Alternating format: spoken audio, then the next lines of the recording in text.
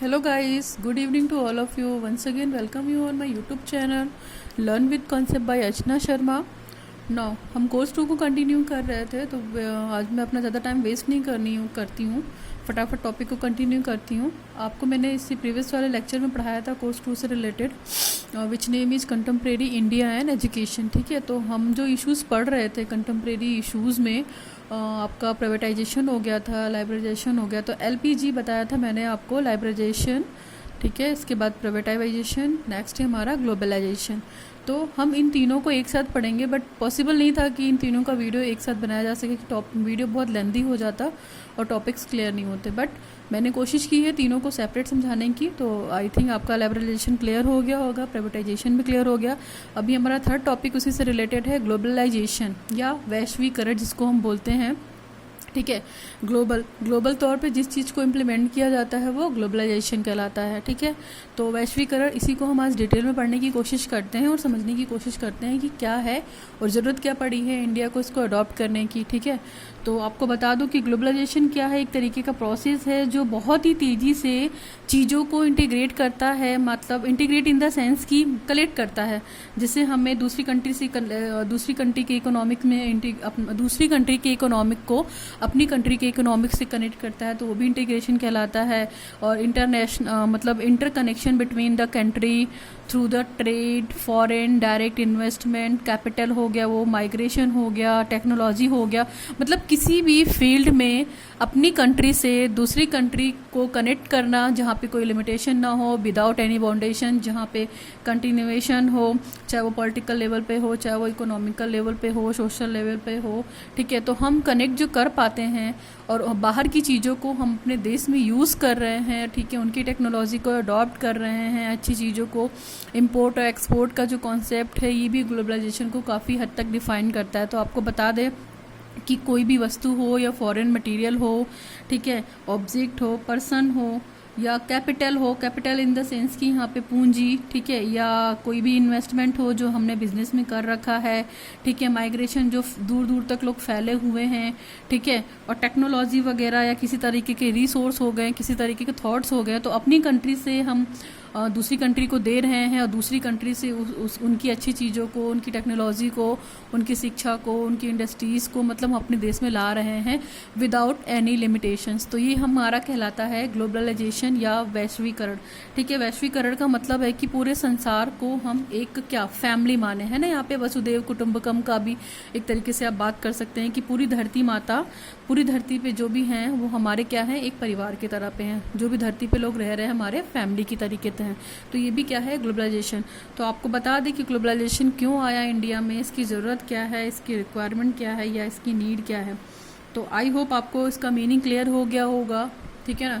Globalisation एक तरीके का प्रोसेस है जो चीज़ों को क्या करता है, कनेक्ट करता है, बहुत सारी कंट्रीज से एक दूसरे को कनेक्ट करता है, इंफॉर्मेशन कनेक्ट करता है और एक साथ रहने की कोशिश करता है. ठीक है, चाहे वो इकोनॉमिक पर्पस से हो, चाहे वो एजुकेशन पर्पस से हो, किसी भी पर्पस से हो, व्यापार के पर्पस से हो, बिजनेस पर्पस से हो, फॉरेन ट्रिप से हो, इन्वेस्टमेंट से हो या टेक्नोलॉजी से हो.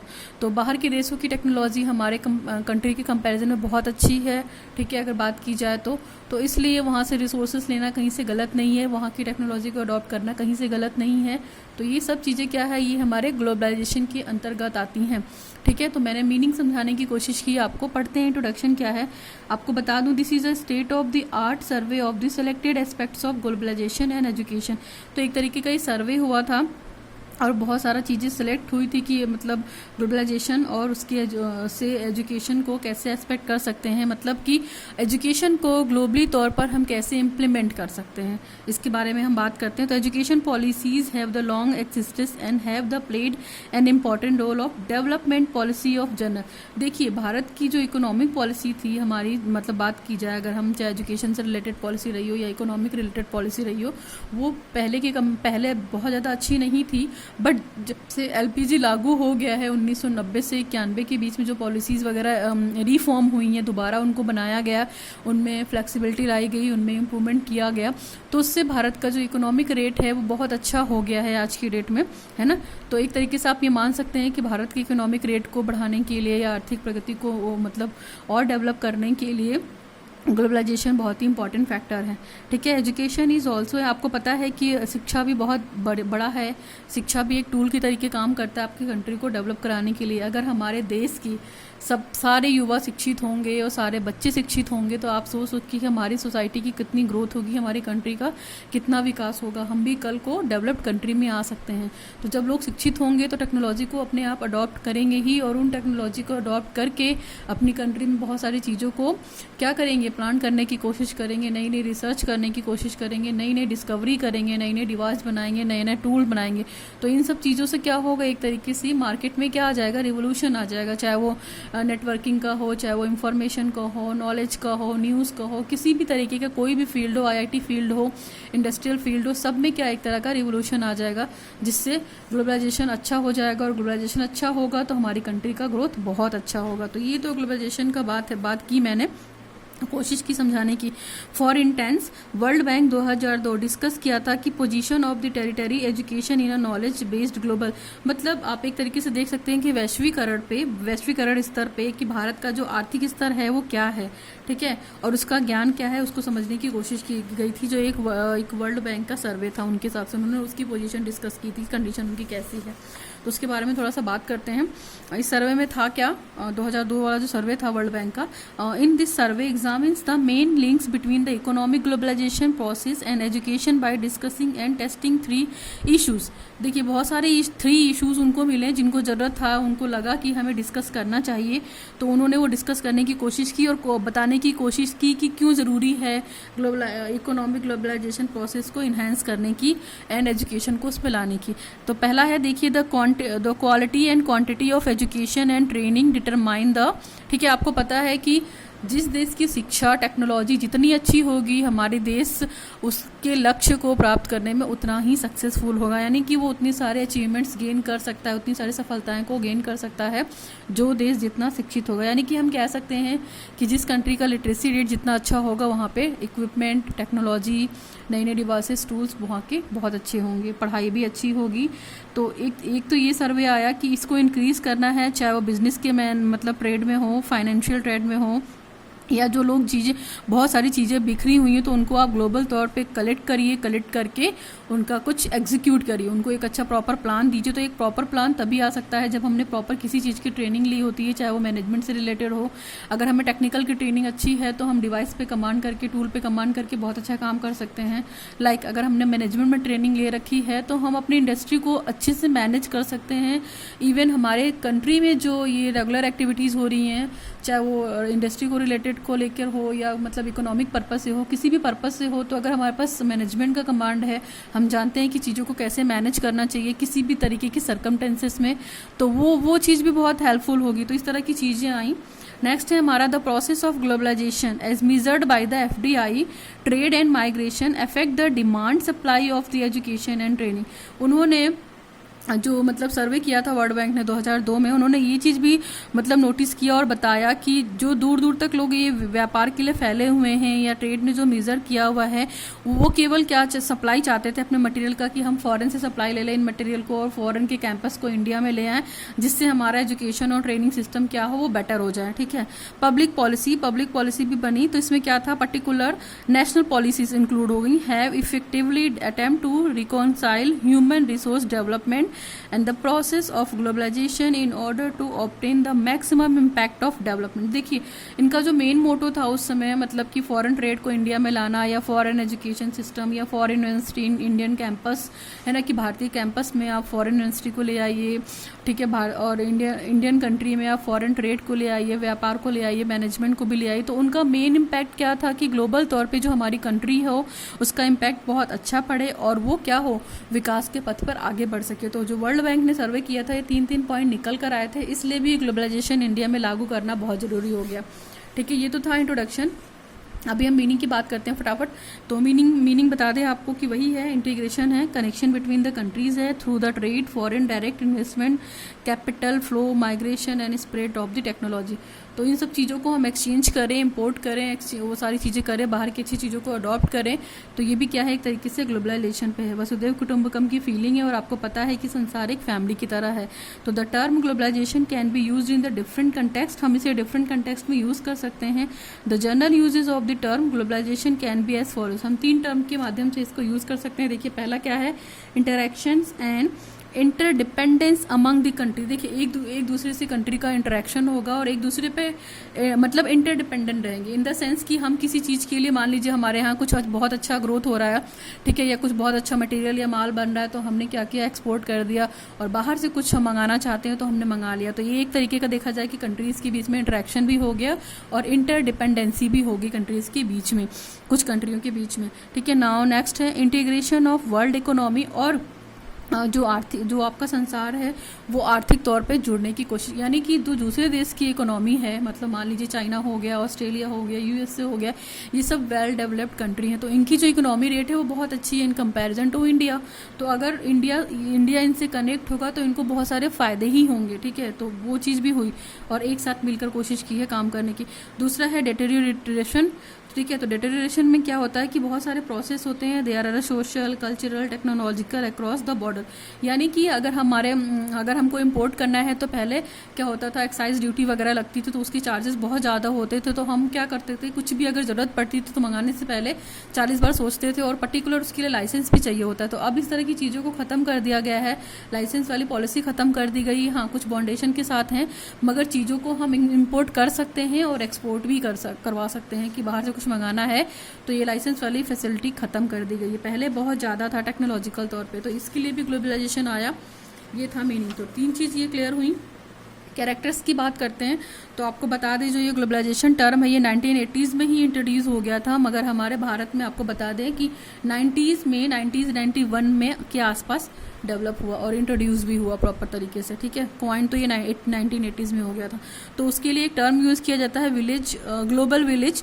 तो ये टर्म फ्रीक्वेंटली इसलिए यूज़ किया जाता है जिससे हमें पता चले कि हाँ ग्लोबलाइजेशन की इंपॉर्टेंस क्या है, ठीक है। ग्लोबल विलेज बोलते हैं एक तरीके से। नाउ नेक्स्ट है advance transportation system like between the countries. मान लीजिए कंट्रीज़ के बीच में जो ट्रांसपोर्ट सिस्टम है वो बहुत अच्छा है, चाहे वो रोड के माध्यम से हो, वो समुद्र के माध्यम से हो, या प्लेन के माध्यम से हो, है ना। रोड इन द सेंस कि हम बाइक कार या इन सब चीज़ों का यूज़ कर रहे हैं। सी का पता आपको समुद्री जो जहाज़ होते हैं उनका, और एयर का मतलब एरोप्लेन या ट्रांसपोर्ट। तो इस तरह की जो चीज़ें हैं वो एडवांस सिस्टम को अडॉप्ट करने की कोशिश करेंगी बहुत सारी कंट्रीज एक साथ मिलकर ग्लोबलाइजेशन के तौर पे, ठीक है। Movement of capital between the countries in the form of investment के तौर पर भी हम, जैसे मान लीजिए अगर भारत के बाहर कहीं कुछ किसी चीज़ में इन्वेस्ट करना चाहते हैं तो हम ईजिली कर सकते हैं, क्योंकि बहुत सारी पॉलिसीज़ अब मतलब हट गई हैं। जो पहले रूल्स बहुत टफ थे, रिजिड थे, इसलिए हम पीछे हटते थे, और इसी वजह से भारत का इकोनॉमिक रेट बहुत घटता गया था। तो उसको बेटरमेंट करने के लिए सारी चीज़ें की गई। नेक्स्ट हमारा क्रॉस बॉर्डर और transaction of goods and investment. Border को क्रॉस करने के लिए जो ट्रांजैक्शन दिए जाते थे और जो चार्जेस मिलते थे बहुत ज़्यादा होते थे, तो लोग नहीं अपना माल बाहर भेजना पसंद नहीं करते थे, यहीं पे ही कम रेट में बेच देते थे। जबकि आउट ऑफ इंडिया देखा जाए तो उनके माल का बहुत अच्छा मिलता था पैसा, ठीक है। नेक्स्ट है हमारा wide scale financial transaction between the nation. बहुत सारे नेशंस के बीच में जो फाइनेंशियल ट्रांजेक्शन है वो बहुत बड़े लार्ज तौर पर हो जाएगा, लार्ज स्केल पर हो जाएगा, ठीक है। नेक्स्ट है हमारा movement and setting up of A people in foreign countries. और हम मतलब अपनी कंट्री से दूसरी कंट्री में आराम से इजी वे में पासपोर्ट के थ्रू या वीज़ा के थ्रू जा सकते हैं, ठीक है। तो अगर उसमें भी इतनी प्रॉब्लम नहीं आती है, प्रॉपर वीज़ा भी बन जाता है, बस आपका वेरिफिकेशन का प्रोसेस होता है, ठीक है। तो ये सारी चीज़ें भी ईजी हो गई हैं, पहले के टाइम में ये चीज़ें ईजी नहीं थी। आज की डेट में अगर आपका बच्चा पढ़ना चाहता है, पढ़ने में बहुत अच्छा है, तो बाहर जाके पढ़ाई कर सकता है, ठीक है। उसके लिए भी बाकायदा सेटअप है, सारी चीज़ें हैं, इजी हैं पहले के कंपैरिजन में अब। तो ये भी एक तरीके से देखा जाए तो ग्लोबलाइजेशन का क्या है, कैरेक्टरिस्टिक्स है, पार्ट है, उसका बेनिफिट है आपको। नेक्स्ट है inter exchange of the labour between the countries both skilled and unskilled. जो मतलब स्किल्ड और अनस्किल्ड लेबर हैं हमारी कंट्री के बीच में, तो उनमें भी हम इंटर एक्सचेंज कर सकते हैं। मान लीजिए हमें बाहर से किसी लेबर की ज़रूरत है तो हम बुला सकते हैं, ठीक है। और हमारे यहाँ से किसी की ज़रूरत है तो हम उसको भेज भी सकते हैं। देखिए इम्पोर्ट और एक्सपोर्ट बहुत प्रॉपर वे में और इजी वे में कर सकते हैं, जिसकी हमें ज़रूरत है हम ले सकते हैं बाहर से, ठीक है। नेक्स्ट है हमारा massive use of technology including the interest technology. आपको पता है कि लार्ज तौर पे हम टेक्नोलॉजी का यूज़ कर रहे हैं, जिसका हमें बहुत बेनिफिट है, जो कि हमें बाहर से ही अडॉप्ट हुआ है। और इंडिया में आज के टाइम में बहुत सारी टेक्नोलॉजी अच्छे से डेवलप हो गई हैं, और हमारा इंडिया भी टेक्नोलॉजी के फील्ड में बढ़ता चला जा रहा है। तो ये भी एक फैक्टर है, इम्पैक्ट है ग्लोबलाइजेशन का हमारी कंट्री पे। Flow of resources from the one country to another both material and human resources. देखिए ह्यूमन रिसोर्सेज की भी ज़रूरत है। मान लीजिए ह्यूमन रिसोर्सेज जो हम चीज़ें यूज़ करते हैं, ठीक है, और जो मटेरियल है जो मान लीजिए हमने कोई मतलब कंपनी खोल रखी है और हमें अच्छा माल चाहिए, हमें अच्छा गुड्स चाहिए, तो हमारे यहाँ अवेलेबल नहीं है, तो हम बाहर से ईजी मंगा सकते हैं, फॉरेन मटेरियल ईजिली मंगा सकते हैं, ठीक है। नेक्स्ट है हमारा फ्लो ऑफ रॉ मटेरियल, जैसे रॉ मटेरियल हो गया, सेमी फिनिश्ड गुड्स हो गया, फिनिश्ड गुड हो गया, and service of the foreign country. तो फॉरेन सर्विस की जो कंट्री है वो भी ले सकते हैं हम, और हमें किसी माल की, कच्चे माल की ज़रूरत है तो हम वो भी मंगा सकते हैं। Transfer of technology and including the defence technology, जो रक्षात्मक टेक्नोलॉजी है उसका भी हमने काफ़ी हद तक इम्प्लीमेंट किया है अपने कंट्री में, बाहर से कुछ ना कुछ इंक्लूड किया हुआ है। फिर इंटरनेशनल टेरिटरीज बहुत अच्छी हो गई आज की डेट में, चाहे उसका सिक्योरिटी बहुत टाइट हो गया है, ये सारी चीज़ें अच्छी हैं। हमारे इंडिया में भी काफ़ी कुछ हो गया है कि बाहर का बंदा डायरेक्टली यहाँ इंडिया में एंट्री नहीं ले सकता, बहुत सारी चीज़ें अच्छी हो गई हैं। Massive exchange of knowledge between the, और सबसे बड़ी बात है कि आपके ज्ञान का आदान प्रदान होगा, है ना। जिससे आप अमेरिका ले लीजिए, यूएसए ले लीजिए, तो ये सब टेक्नोलॉजी, चाइना हो गया, ये सब टेक्नोलॉजी के मामले में तो अच्छे हैं ही हैं। प्लस यहाँ पे बड़ी बड़ी मल्टीनेशनल कंपनीज़ हैं, ठीक है, जो इंडिया में कैंपस डाल के आज की डेट में बहुत अच्छी जॉब दे रही हैं, तो जिससे हमारे इंडिया की अनएम्प्लॉयमेंट कुछ हद तक दूर हुई है। अच्छा पैकेज भी देती हैं हमारे यहाँ, ठीक है, कस्टमर को अच्छी सर्विस देती हैं, ठीक है, और जो वर्कर्स होते हैं उनको सेटिस्फाइड करती हैं, तो ये सब चीज़ें भी बहुत मैटर करती हैं। नाउ एजुकेशन से कैसे रिजेंबल है ग्लोबलाइजेशन एंड एजुकेशन, तो इसमें फटाफट बात करते हैं। आपको पता है कि globalization has affected the many area of human life, मानव जाति की जो मानव जीवन है उसके बहुत सारे एरिया को इफेक्ट करता है, उनमें से एक क्या है, एजुकेशन भी है।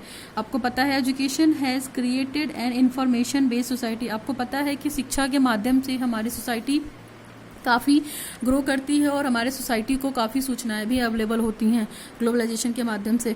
जैसे न्यूज़ की बात कर लीजिए, तो न्यूज़ क्या है, न्यूज़ चैनल हर जगह दिखाया जाता है, पूरे देश में दिखाया जाता है, ठीक है, और हर स्टेट का अलग अलग अपना न्यूज़ चैनल भी है। जो तो उस न्यूज़ चैनल में क्या होता है, जो स्टेट वाले न्यूज़ चैनल हैं वो अपने स्टेट की पूरी जानकारी जो वहाँ पे रह रहे हैं उनको देते हैं, ठीक है। फिर education scenario is rapidly change, इसकी वजह से क्या हो गया है, जितने एजुकेशनल प्लान या एजुकेशन सिनेरियो बनते थे उसमें बहुत सारा अच्छा ग्रोथ हुआ, डेवलपमेंट हुआ, रैपिडली हुआ। नाउ नेक्स्ट बात करते हैं डेवलपमेंट ऑफ इन टेक्नोलॉजी, ठीक है, और एंड कम्युनिकेशन सिस्टम बहुत अच्छा हो गया, जिसके माध्यम से क्या हो गया, हमारा learning teaching system across the world बहुत अच्छा हो गया है। हमने बाहर से बहुत सी सारी चीज़ें सीख ली हैं टेक्नोलॉजी के माध्यम से, जैसे ये ऑनलाइन क्लासेस हो गई हैं, ठीक है, इंटरनेट के माध्यम से पढ़ाना, ऑनलाइन लर्निंग हो गई है। वर्ल्ड जो कनेक्ट की बात करते हैं, डिजिटल इंडिया की जो बात करते हैं, तो पीएम मोदी ने यही कहा था कि हमारे हाथ में जो ये स्मार्टफोन नहीं है वो हमारे हाथ में, वो स्मार्टफोन की जगह वो पूरी दुनिया है, बस आपको उसको प्रॉपर तरीके से यूज़ करना आना चाहिए, मिस यूज़ नहीं करना चाहिए।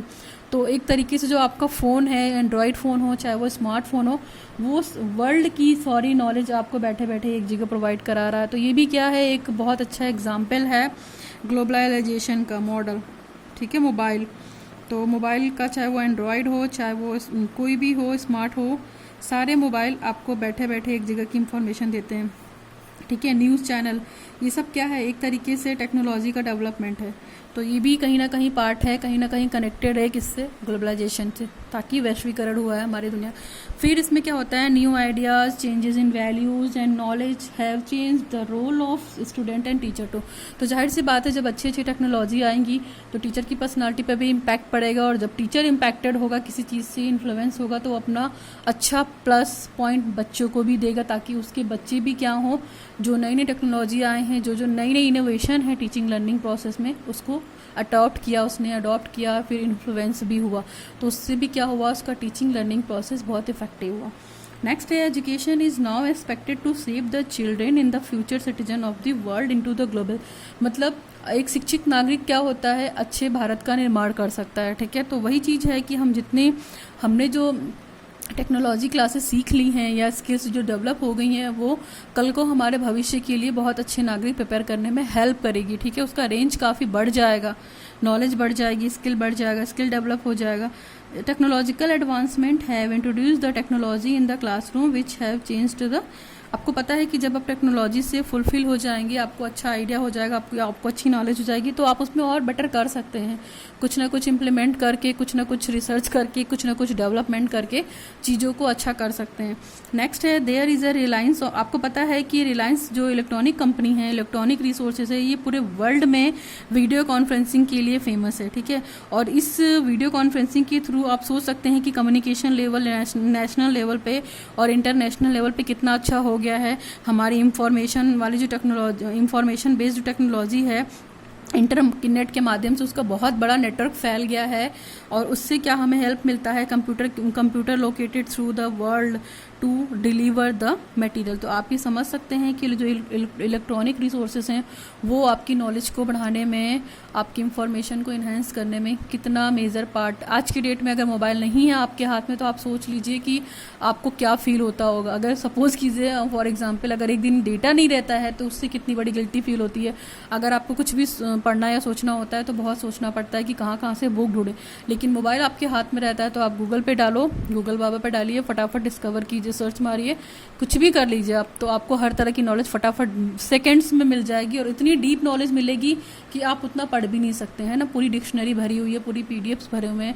तो ये सब क्या है, एक तरीके से ग्लोबल फैक्टर है इलेक्ट्रॉनिक मीडिया में ना। और आज की डेट में तो ये भी हो गया है कि मान लीजिए जो बड़े बड़े इंस्टीट्यूट हैं वहाँ पे जाके पर्टिकुलर पढ़ने की जगह भी नहीं है, मतलब ज़रूरत भी नहीं है। मतलब आप फिजिकली वहाँ पे प्रेजेंट नहीं भी रहेंगे लेकिन तब भी वहाँ जो ऑनलाइन क्लासेस चल रही हैं, ठीक है, या जो टेक्नोलॉजी के माध्यम से, इंटरनेट के माध्यम से कनेक्ट करके आपको पढ़ाया जा रहा है, उससे भी आपको मटेरियल मिल रहा है, ठीक है। यूट्यूब बहुत अच्छा माध्यम है टीचिंग लर्निंग प्रोसेस को इम्प्रूव करने का। आज लाखों लोग यूट्यूबर्स से देखिए कितने लोगों को शिक्षित कर रहे हैं जिनको प्रॉपर वे में क्लास करने को नहीं मिलता है या किसी रीज़न की वजह से क्लास नहीं कर सकते हैं। तो ये भी क्या है, टेक्नोलॉजी है, ग्लोबलाइजेशन है, बस समझने की ज़रूरत है। नेक्स्ट है हमारा impact of globalisation on education. तो एजुकेशन पे क्या इम्पैक्ट है, मैंने बताया आपको कि नेशनल लेवल पे, इंटरनेशनल लेवल पे आपकी नॉलेज को इनक्रीज कर रहा है, ठीक है। और बहुत सारे जो कैपिटलिस्ट सोसाइटी हैं ग्रेजुअली वो धीरे धीरे अपने आप को ग्लोबली तौर पे लाकर अपने आप को क्या कर रहे हैं, इंक्रीज करें। मान लीजिए हमारे सोसाइटी की जो छोटी मोटी इंडस्ट्रीज़ हैं इन सबको देखकर वो भी काफ़ी इम्पैक्ट हो रही हैं, काफ़ी इन्फ्लुएंस हो रही हैं कि हाँ हम भी बेटर कर सकते हैं। तो अपने कस्टमर को सेटिस्फाइड करने के लिए वो बहुत सारे एफर्ट्स कर रहे हैं जिससे उनका भी पर्सनल ग्रोथ हो रहा है, अगर इम्पैक्ट देखा जाए तो। और अगर एजुकेशन के सिस्टम में देखा जाए तो ऐसे बहुत सारे इंस्टीट्यूट आज की डेट में खुल गए हैं, लेकिन हाँ एक्चुअली अगर देखा जाए तो वो एक तरीके से they are doing the business for the money, ठीक है। वो केवल एक तरीके से बिजनेस चला रहे हैं, एजुकेशनल इंस्टीट्यूट खोल कर वो एजुकेशन क्वालिटी कंसर्न की बात नहीं करते हैं, ठीक है। उनको प्रॉपर क्वालिटी कंसर्न की एजुकेशन की बात नहीं हो रही है, केवल वो उनका पर्पज़ ये होता है कि हमने इतना बड़ा कैंपस खोल लिया है, एडमिशन बहुत सारे ले लेते हैं, पैसा भी बहुत सारा ले लेते हैं, मैनेजमेंट पैसा भी, सेल्फ फाइनेंस इंस्टीट्यूट वगैरह जो खुल गए हैं, इन सब से लोगों को पढ़ने को तो मिल रहा है लेकिन बहुत पैसा देकर मिल रहा है जो सबके अप्रोच के बाहर है, ठीक है। नेक्स्ट बात करते हैं, due to this free trade there is a inclination to end the protection, ठीक है। तो आपको पता है कि शिक्षा क्या करती है, हमें हमारे को प्रोटेक्ट करती है। आपको पता है कि एक शिक्षित व्यक्ति की पर्सनालिटी और एक अशिक्षित व्यक्ति की पर्सनालिटी दोनों में डिफरेंस है। सपोज आप बीएड ही कर रहे हैं तो उसी का एग्जाम्पल लीजिए कि आप जब बीएड करके निकलते हो, बीएड पास आउट होते हो, तो आपकी पर्सनालिटी एक नॉन बीएड वाले से कितनी ज़्यादा अलग होगी। उसका पर्पस क्या होता है, मतलब उसके पीछे रीज़न क्या होता है कि आप प्रॉपर तरीके से ट्रेनिंग लेकर गए होंगे, ठीक है। एक बीएड होल्डर, एक नॉन बीएड होल्डर, और दोनों में डिफरेंसेस है, ठीक है। तो एक टीचर और बीइंग अ टीचर बहुत डिफरेंसेस हैं अगर आप ट्रेनिंग लेके जा रहे हैं, पढ़ा रहे हैं, क्योंकि आपके पास एक्सपीरियंस है, प्रैक्टिस की हुई है आपने, और जो प्रैक्टिस तो वही है जो हमने रियल टाइम में अपनी प्रैक्टिस टीचिंग में कर रही होती है। तो उसके माध्यम से जो भी आपको सीखने को मिलता है वो एक्सपीरियंस नॉलेज होती है, आपकी रियल नॉलेज होती है, ठीक है। तो यूनिवर्सिटी ने बहुत सारे कोर्सेज भी रन करा दिए हैं बाहर से, और बाहर आपको पता है कि फॉरेन कैंपस हमारे इंडिया में है जिसका हमें बहुत बेनिफिट भी है। नाउ अब जाहिर सी बात है ग्लोबलाइजेशन आ गया है तो फ़ायदा के साथ साथ आपको नुकसान भी देगा, तो प्रॉब्लम भी क्रिएट होंगी और प्रॉब्लम के साथ साथ आपको अपॉर्चुनिटी भी देगा, है ना। क्योंकि अगर बड़ी बड़ी कंपनी है मान लीजिए सिटीज़ वगैरह में खोलेंगी तो सिटी में रहने की प्रॉब्लम हो जाएगी, है ना। गांव में और बैकवर्ड में तो वो खोलना नहीं चाहेंगे क्योंकि कंपनी वहीं पे खोलते हैं ये लोग, एमएनसी वगैरह, जहाँ पे उन्हें सारे रिसोर्सेज ईजिली अवेलेबल हों, है ना। पढ़े लिखे लोग सिटी में ही मिलेंगे, गाँव में और बैकवर्ड एरिया में कम लोग मिलेंगे। तो उनका पर्पस तो होता है पैसा कमाना, ठीक है। तो ये सारी चीज़ें भी हैं। तो अगर जॉब मिल रही है सिटी के लोगों को तो गांव के लिए भी दिक्कत है, तो प्रॉब्लम के साथ साथ अपॉर्चुनिटी भी है। Globalisation of higher education create the challenge and opportunity, मतलब ग्लोबलाइजेशन जो उच्च शिक्षा में अगर आ गया है तो उसकी चुनौतियाँ भी हैं और उसके अवसर भी हैं। एजुकेशन विल बी आंसर, आपको पता है कि किसी भी प्रॉब्लम के सोल्यूशन को ख़त्म करने के लिए हमें शिक्षित होना बहुत ज़रूरी है, ठीक है। जो किस और हम शिक्षित किसके माध्यम से होंगे, ग्लोबलाइजेशन के माध्यम से होंगे, अच्छी टेक्नोलॉजी को यूज़ करके। Now, educational goals are seen to be in the area of a great concern in the era of globalization। तो ये सारी चीज़ें भी जो हैं कोशिश करती हैं कि हमारा ये मतलब जो एजुकेशन के माध्यम से हम चीज़ों को बढ़ा सकें। नेक्स्ट है हमारा universities providing a high quality education for the globalised world. Excuse me, बहुत सारी यूनिवर्सिटीज़ ऐसी हैं जो आपको हाई क्वालिटी एजुकेशन दे रही हैं with the internationalism and the cross culture communication, चीज़ों को बाहर से भी ला के इम्पैक्ट करा के पढ़ा रही हैं आपको।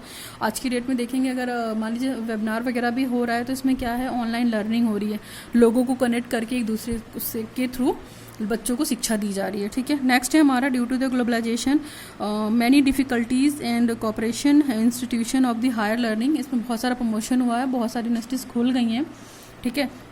नेक्स्ट है it is a desirable that the state offer the public service such as the education than the private sector management, मतलब गवर्नमेंट सेक्टर से अच्छा मैनेजमेंट किसने कर लिया है, हमारे प्राइवेट सेक्टर ने कर लिया।